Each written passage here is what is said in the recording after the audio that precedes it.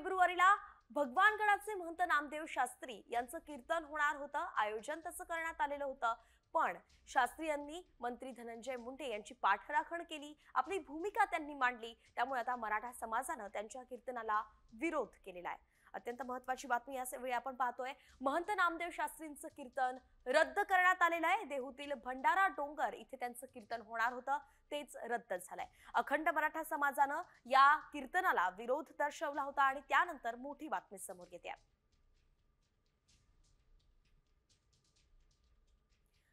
तर महंत नामदेव शास्त्री यांनी धनंजय मुंडे यांना पाठिंबा दिला होता। त्यानंतर संतापाची लाट सुद्धा उमटल्याचं पाहायला मिळालं होतं।